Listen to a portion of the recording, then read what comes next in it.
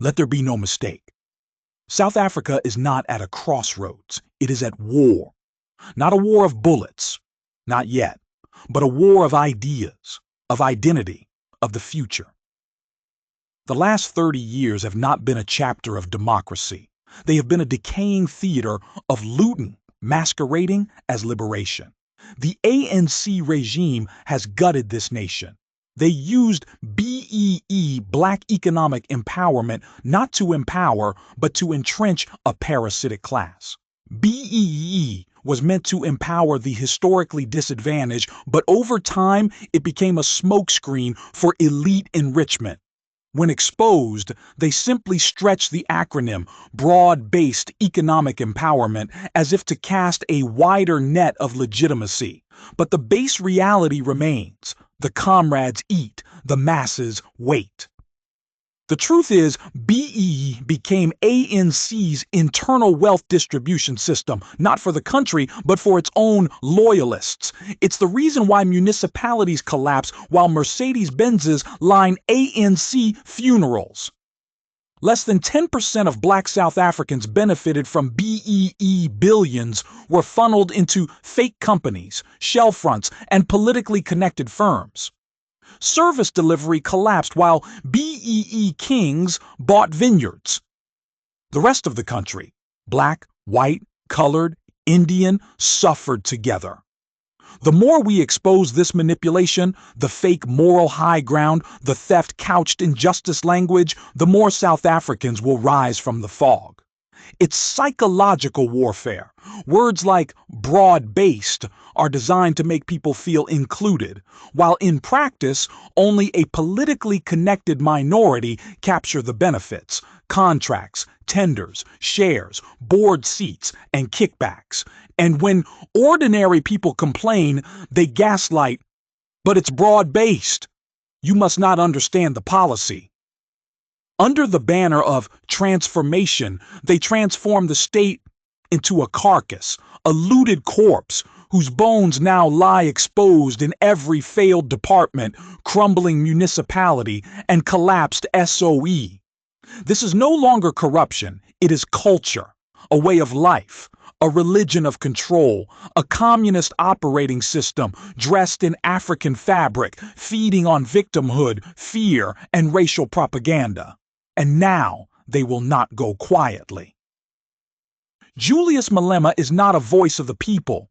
He is a proxy of foreign mafias linked to criminal networks in Nigeria, Congo, and beyond, funneling strategies into South Africa to sow division, ignite racial hatred, and destabilize the nation for personal power. He is not alone.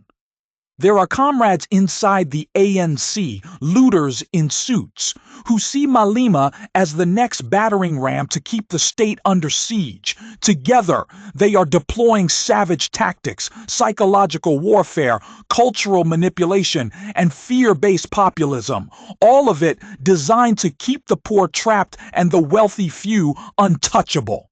We must stop playing nice. This is not the time for more summits, dialogues, and workshops while the country burns. This is the time to form a Spartan phalanx, tight-knit, disciplined hoplites of truth-tellers, wealth builders, and nation rebuilders. We must meet the belly of this beast, belly to belly, with fire-forged discipline, intellectual weaponry, and a war-ready spirit. We are not the radicals. We are the restoration.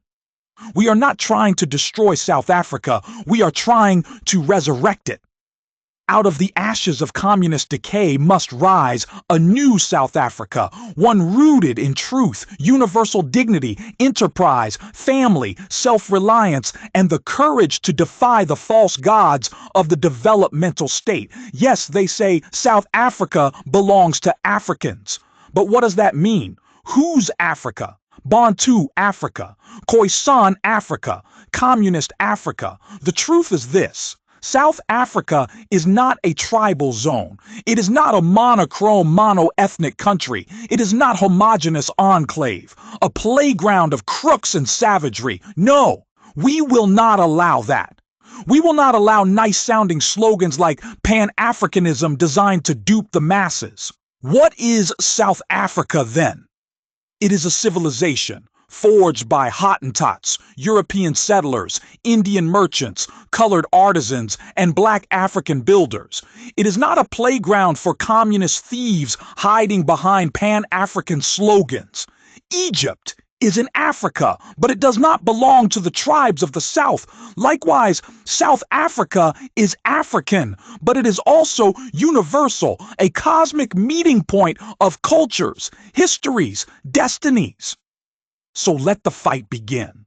Let the South African Journey Channel and others like it be supported as fortresses of clarity. Let voices rise, not in violence, but in unbreakable truth.